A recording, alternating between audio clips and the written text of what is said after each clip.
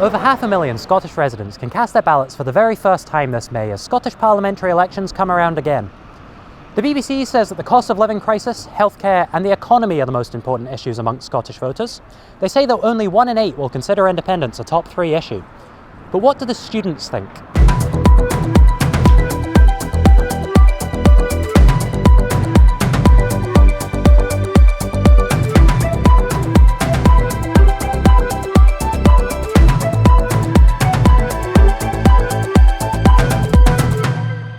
Here at Edinburgh College, many students are navigating their opinions as they approach voting for the very first time.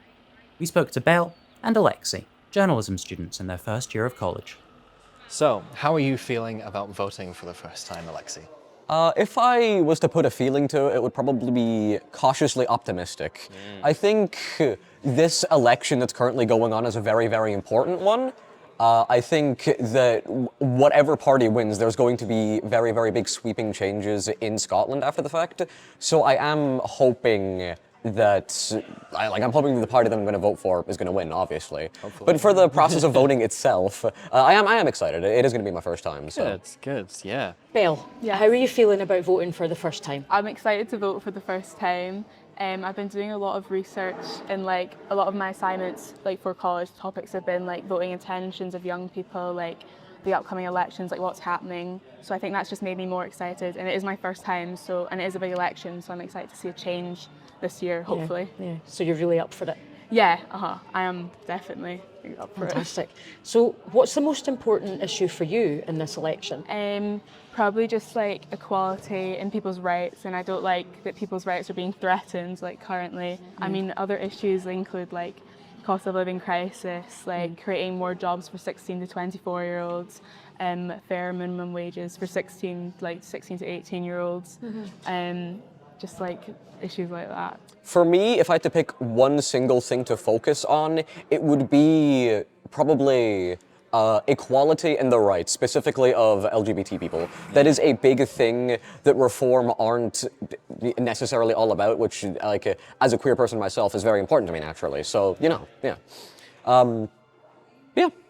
Which of the parties standing speak to you the most, especially in that regard? Yeah, for queer issues? It has to be Greens. It has to be the Greens. In the past, I have been rather apathetic about the concept of voting, simply because it kind of felt like the Greens would never have the proper foothold that they have now, and now that they do actually have a proper voter base in younger people and stuff like that, I feel far, far more encouraged to actually vote, because beforehand, while I don't hate SNP, I wasn't necessarily all for them either. So yeah, the Greens having the popularity that they now do has very much encouraged me to vote. Yeah, what do you think has changed about the Green Party now compared to how they were that's sort of making them connect with you more?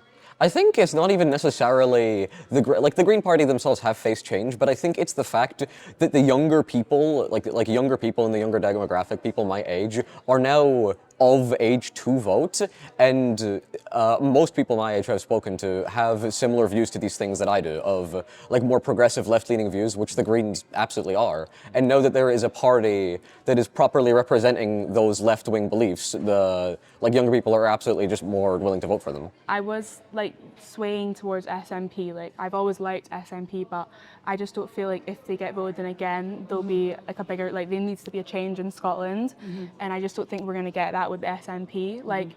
I do like them, and they have done a lot of good stuff for Scotland. I just don't feel currently that they're making a stance or anything. I think the Green Party, I feel morally right voting for them, and it would be fair to my morals, and I couldn't vote for any other party. Do you understand the difference between your two votes?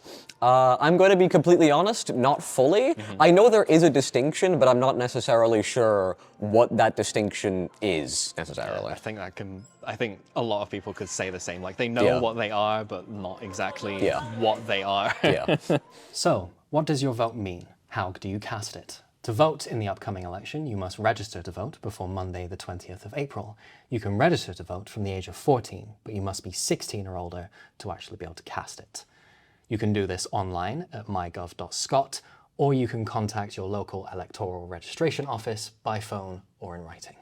You can choose to post your vote before the election, or to visit a local polling station on the day. If you want to vote in person but can't go yourself, there's also an option to vote by proxy. This only applies under certain circumstances.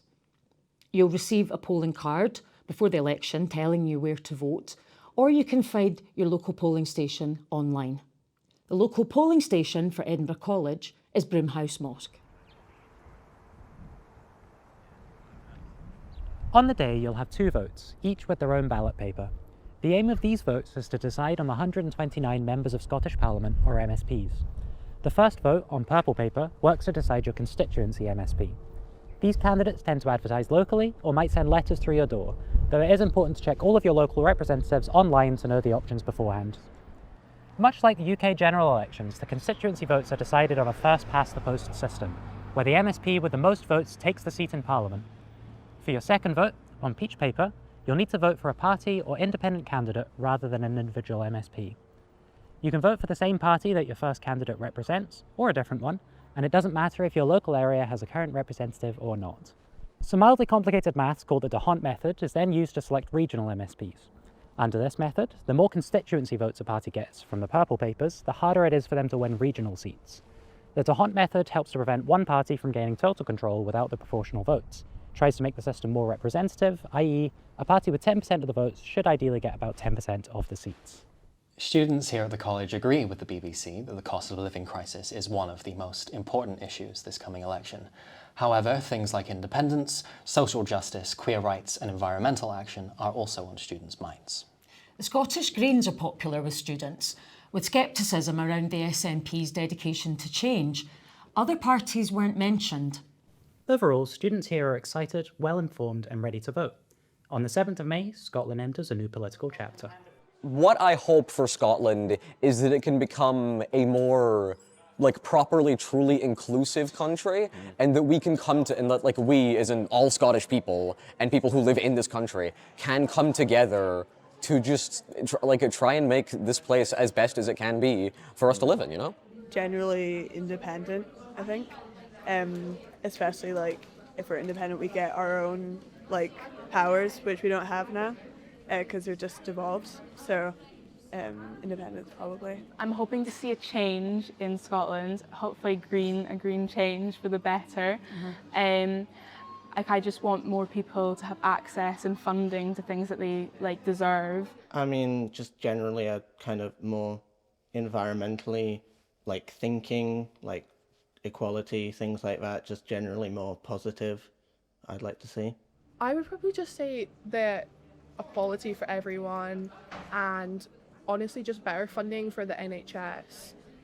Funding in just general. Obviously I hope that we kind of stop segregating immigrants and stuff like that. I believe that they're obviously migrating for a reason.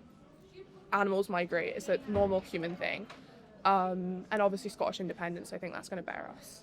Well, I hope everybody, we just get a more balanced view on politics, to be fair, because I feel like everybody, I think we need a bit of more of a fresh perspective as well on politics as well, but I'm not 100% sure. So.